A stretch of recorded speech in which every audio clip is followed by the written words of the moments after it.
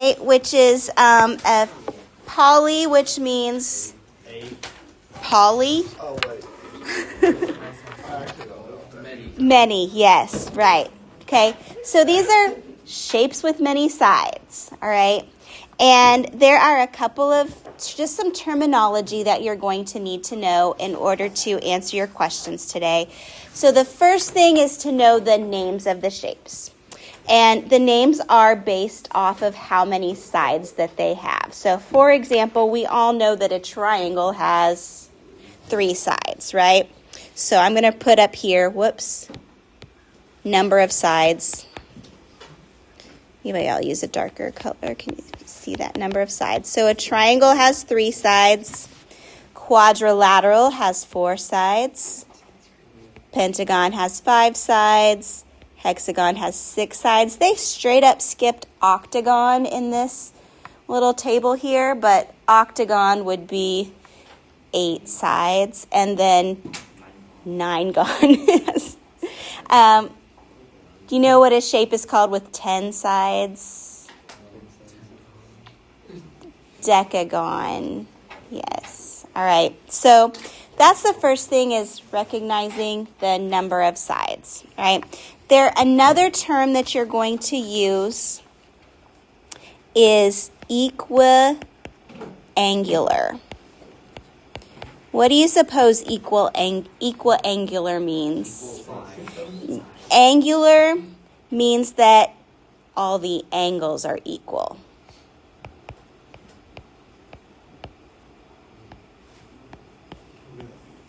Okay, so, and that is different from equilateral, which means that all of the sides are equal.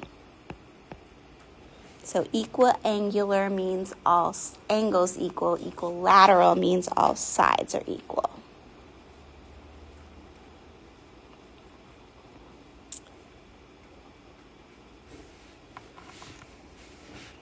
All right, and if something has both all equal angles and all equal sides, then we call that a regular polygon. So regular means that all of the angles and all of the sides are the same. So you don't need to write all of this down, but I'm going to recommend that you write down the word concave and convex, okay, wherever you can find space on your paper so you can refer back to it. Okay, and there's an informal definition and a formal definition. The informal one is easier. The formal one is more mathematical. But if a polygon is concave, it means that at least one pair of sides is pushed in. And I'll tell you what that means here in just a second. So I'm going to underline pushed in. Concave means pushed in.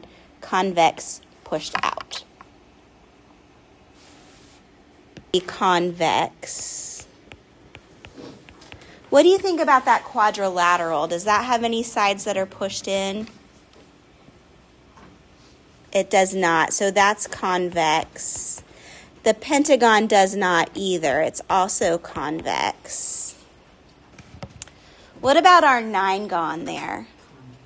Yeah, that does have, you can see that on the edge there, like right here, there's some sides that are pushed in, okay? That's a concave polygon. We'll talk about that a little bit more in some more examples, but that's the difference between the two. What you're going to do for the first part of your assignment today is to fill in the blanks. And when you do, for the worksheet here, you have a word bank. On Delta Math, it'll be a drop-down menu. All right. So here we have a polygon.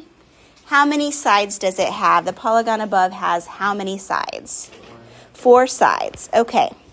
Now we need to decide, is it equilateral, regular, or equiangular? Equilateral, remember, means what?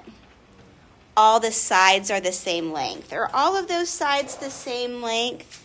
No, they are not. So it's not equilateral. It's also not regular because that would mean they have both. So are all of the angles equal?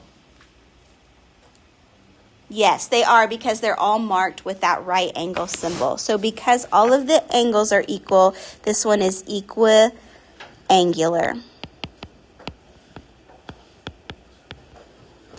And lastly, we're going to classify it as what type of a shape? Hexagon, octagon, quadrilateral, or decagon? It's a quadrilateral because it has 4 sides. So number 10, first question is how many sides does it have? Polygon has how many sides? And what might be helpful is to 1, 2, 3, 4, 5, 6, 7, 8, 9, 10. I'm counting 10. So 10 sides. 10 sides. All right, and then the first question is asking you if it's convex or concave. What do you think? Does it have any sides that are pushed in? Yeah. It does. It does have sides that are pushed in. And pushed in sides means what? Concave. So that's going to be concave. And then we need to decide, is it a pentagon, quadrilateral, decagon, or octagon? 10 sides is decagon. All right. What I'm going to do today is to find some areas of different kinds of shapes. Okay. And the 3 types of shapes you're going to encounter today are triangle, rectangle, and trapezoid. And I put the formulas for those up there for you. So you're going to want to hold on to your notes or memorize the formulas. Those are your 2 choices.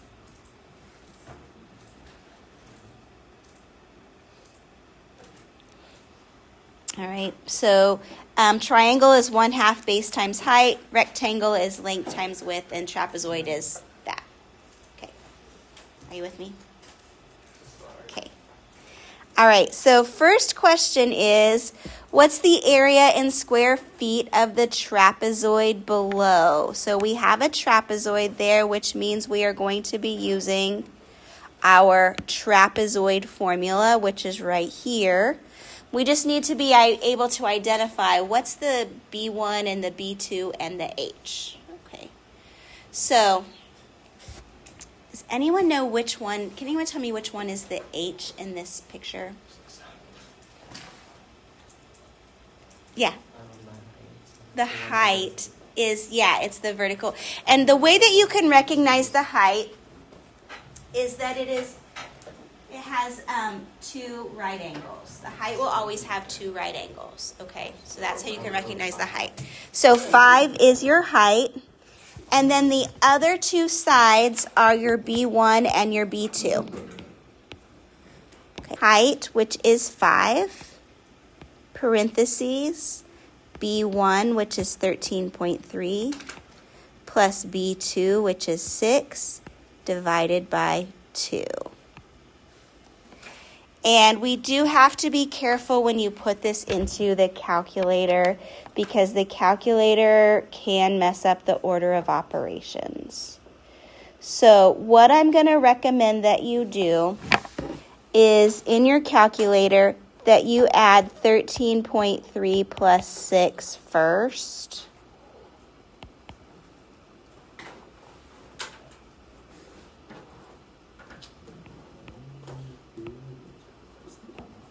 And then divide by 2.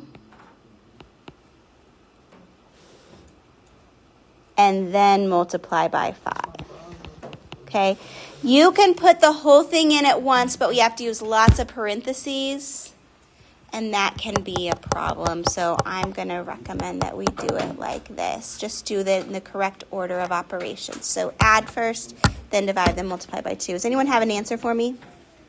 I got to tell you, so often the reason we get this problem wrong is because we have it set up correctly, but did not know how to put it into the calculator correctly. So do make sure that you can get that answer in the calculator, and if you can't, let me know and I'll help you. Okay. All right, we're going to try one more. Whoops. Here we have, what's the total area in square meters of the shaded sections of the trapezoid? So now we're just looking for those two shaded areas. And what do you notice about the shapes of those shaded areas? They are both triangles, right? So what we're going to actually do is find the area of each triangle separately, and then we can add them together. So triangle formula was 1/2 base times height. So for our first triangle, 7.4 is the base, 9.1 is the height. And for our second triangle, 9.1 is still the height, and 6.4 is the base. So my first triangle is going to be 1/2 times the base times the height. And my other triangle is going to be 1/2 times the base,